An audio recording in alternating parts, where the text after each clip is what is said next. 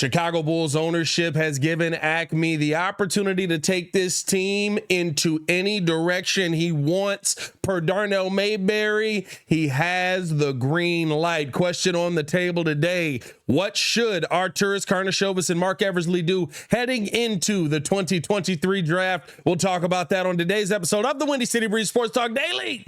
Let's go.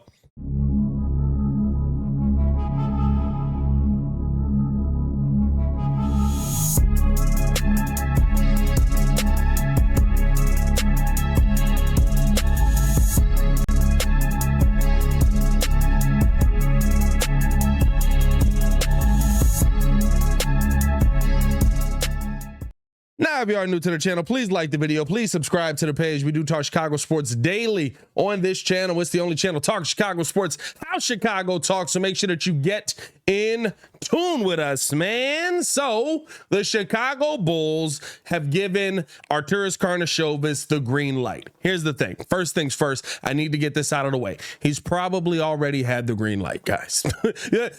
People are talking about this like he got the green light to do whatever he wanted to do yesterday. He probably had the green light this entire time. He probably talked to ownership after about possibly going into the luxury tax, and they were like, well, you got the green light to go, and we're just hearing about it being written now. I'm so sick of hearing, why is he just getting a green light now? He's had it. Like, let's stop being idiots about this. But at the end of the day, he's got the green light. What should he be doing at this point? And I think the question mark is, what does that green light realistically mean? Does that mean that he can go into the luxury tax if he needs to sign a guy? Does that mean that he can trade away the pieces that are a part of this team? And it really means, what does AK's plan really entail here?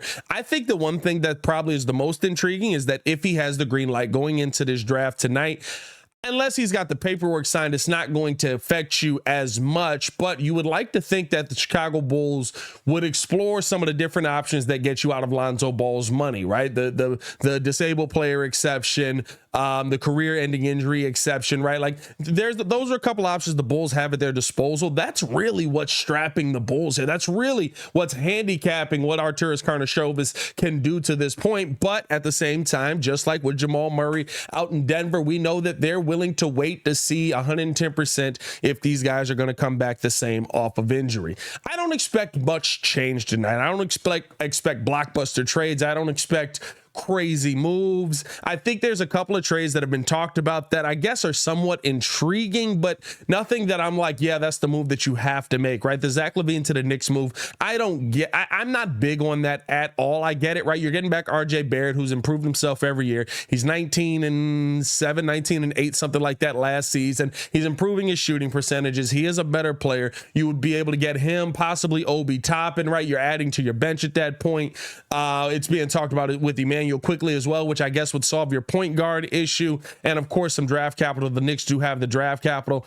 I just don't know if I'm buying in on any of those guys right now. I also don't know if AK is willing to take a step back like that. That is not a team that comes in day one, play one, ready to win. You're restarting everything all over. They are very big on continuity here. I know everybody in the comments is going to say, continuity be damned. I don't want to have continuity on this team.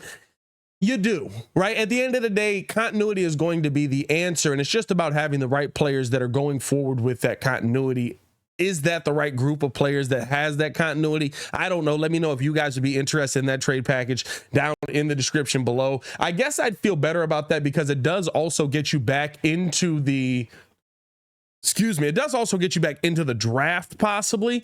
But again, like, is that worth giving up Zach Lavine for? Are you getting a better player than Zach Lavine? Or to me, this is doing the Jimmy Butler all over again. I've said this a couple of times over on Locked On. I've said this on the talking about the Bulls over on the Chicago Bears podcast a little bit, that this is the Jimmy Butler thing.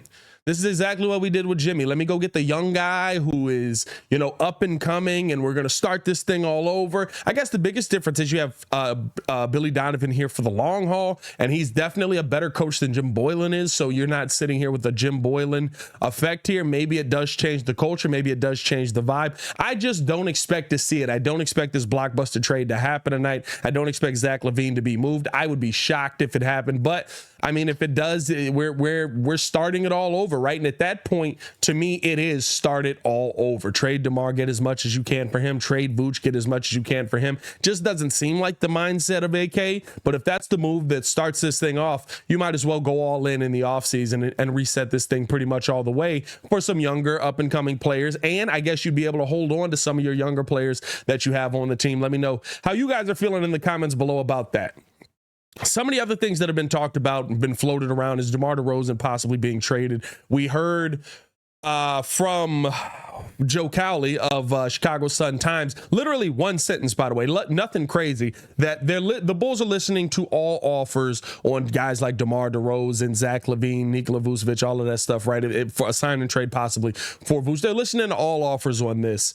And to me, that is what you should be doing as a GM. That's what you should be doing if this is the job that you have, because again, they've set their parameters for Zach Lavine. I'm sure the parameters are out there for DeMar DeRozan as well, that, hey, listen, if we're going to trade these guys away, you're going to have to give us something that we really value, that we're really looking to get. And so I think that could be something that the Bulls are intrigued by, maybe looking into, possibly to trade back into this draft. But even for that, this is what I continue to tell everybody. And this is why I continue to tell people, pump the brakes. Don't go into tonight expecting crazy moves from the Bulls. If they do trade back into the first round of this draft, that player is not better than DeMar DeRozan. We don't know what that player is. And my biggest question mark is, are we going to play that guy? What are we going to say, right? Like the same thing with Dalen Terry. He was the 18th overall pick. He played the fewest amount of minutes of any 18th overall pick in NBA history. Are we going to get these guys on the court? Are we going to utilize these guys? We have two players that have been drafted by AK right now that haven't been utilized at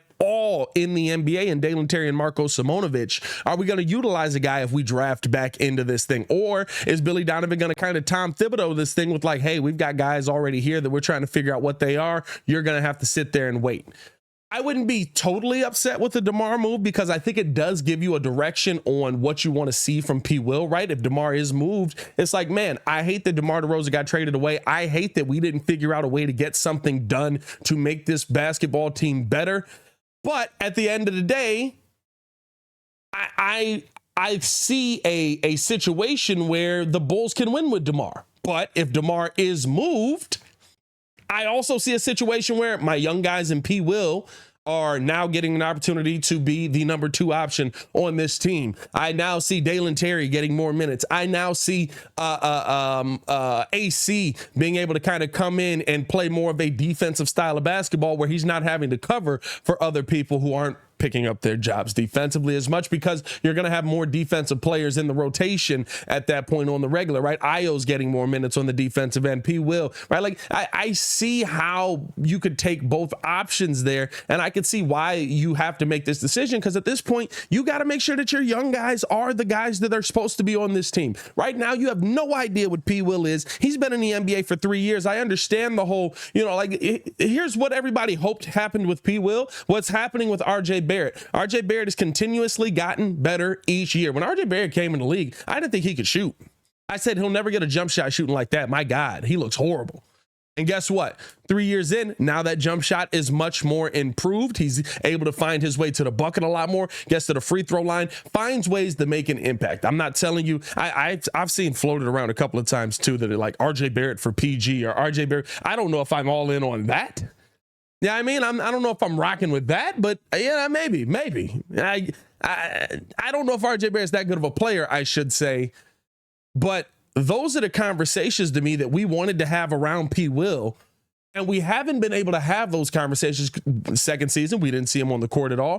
Third season, he's not a scoring focal point at all. If I can, the only thing I can throw P. Will's way right now that is a positive in the right direction is that he was our best 3-point shooter on the team last season. He was our best spot up shooter on the team last season. Our not spot up, our best catch and shoot player on the team last season. He improved his 3-point shooting game a lot out there on the perimeter. And so I'll give him credit for that, but he just hasn't had that opportunity to be that second scoring option behind Zach Lavine, which you thought he was going to be when he was brought in here. Okay, he's not that. He isn't going to be that second scoring option. So now the question mark is, who is going to be that second scoring option? We bring in DeMar DeRozan. Boom. All right, we got him here now. He's in the way.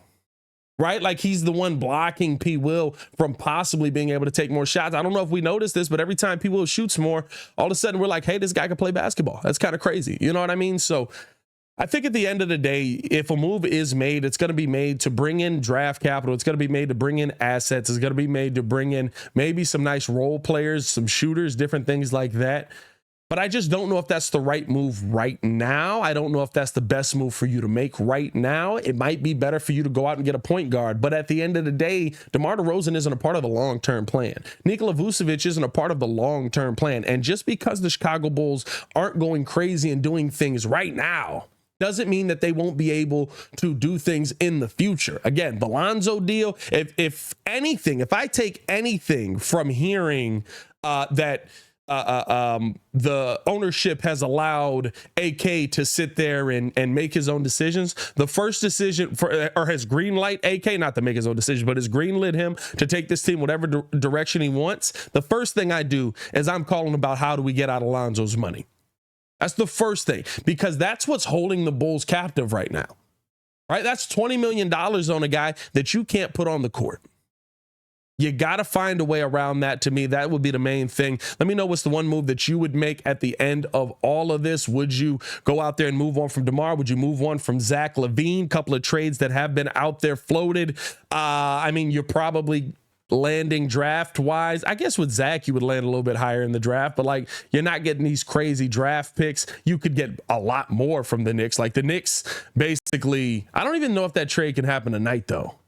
Can that trade happen tonight? I think that trade might have to happen when free agency starts, because then they can offer 4 picks basically. But there is a trade package that the Knicks probably are floating towards the Bulls. They've been trying to get Zach Lavine for a couple of years, so it wouldn't surprise me at all. But let me know how you guys feel in the comments below. I'll be down there talking with you as well. As always, it's your boy Pat the Designer, back at it again to continue watching our Chicago Bulls content. Click the links on the screen or check the links in the description below. Y'all stay safe out there, Chicago. We'll see y'all tonight for the draft. Peace.